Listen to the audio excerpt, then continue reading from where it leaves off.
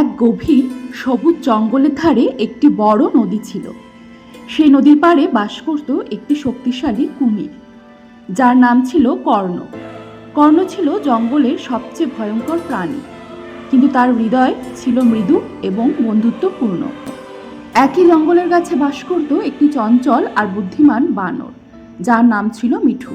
মিঠু ছিল খুবই কৌতূহলী এবং মজার। সে প্রতিদিন গাছ থেকে গাছে ঝাঁপিয়ে খেলত, ফল খেত এবং জঙ্গলের নানা রহস্য আবিষ্কার করত। কর্ণ নদীর পানিতে আরাম করত, কিন্তু মাঝে মাঝে সে একাকী অনুভব করত। একদিন মিঠু নদীর ধারে খেলতে খেলতে হঠাৎ পা পিছলে নদীতে পড়ে গেল। নদীর পানি ছিল গভীর এবং প্রবল স্রোত। মিঠু চিৎকার করে সাহায্যের জন্য ডাকতে লাগলো। কর্ণ সেই শব্দ শুনে দ্রুত নদীর পানিতে ঝাঁপ দিল এবং তার শক্তিশালী পিঠ দিয়ে মিঠুকে ধরে নিরাপদে তীরে এনে দিল। মিঠু কাঁপতে কাঁপতে কর্ণকে জড়িয়ে ধরে বলল, তুমি না থাকলে আজ আর আমি প্রাণে বাঁচতাম না। তুমি আমার জীবন বাঁচিয়েছো কর্ণ। কর্ণ হেসে বলল, আমরা সবাই কারোর না কারোর জন্য প্রয়োজনীয়।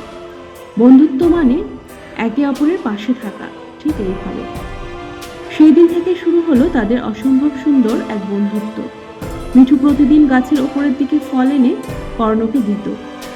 কর্ণ জানিয়ে দিত নদীর পানির খবর, কোন দিক নিরাপদ এবং কোথায় গেলে বিপদ। কর্ণ মাঝে মাঝে মিঠুকে তার পিঠে করে জঙ্গলের গভীর জায়গায় নিয়ে যেত, যেখানে সাধারণত কেউ যেত না। সেখানে ছিল রঙিন ফুল, অচেনা গন্ধ আর রহস্যময় প্রকৃতি। মিঠু কর্ণের বন্ধু হিসেবে নিজেকে খুব ভাগ্যবান মনে করত। কিন্তু হঠাৎ জঙ্গলে একদিন আগুন লেগে গেল। আগুন ছড়িয়ে পড়তে লাগলো দ্রুত। প্রাণীরা দিশেহারা হয়ে ছোটাছুটি করছিল। মিঠু দ্রুত কর্ণকে খবর দিল, কর্ণ জঙ্গল পুড়ে যাচ্ছে, আমাদের কিছু করতে হবে। কর্ণ দেরি করল না। সে মিঠুকে পিঠে বসিয়ে একে একে আগুনের কাছে থাকা প্রাণীদের নদীর দিকে নিয়ে এলো। পানিতে নামিয়ে দিল নিরাপদে। পাখি, হরিণ, কাঠবিড়ালি সবাই কর্ণ আর মিঠুর এই সাহসিকতা দেখে কৃতজ্ঞ হলো। শেষে আগুন নিভে গেল, প্রকৃতি আবারও শান্ত হলো। কিন্তু জঙ্গলের প্রাণীরা তখন নতুন এক শিক্ষা পেল। বন্ধুত্ব মানে রক্তের সম্পর্ক নয়, মন আর বিশ্বাসের সম্পর্ক।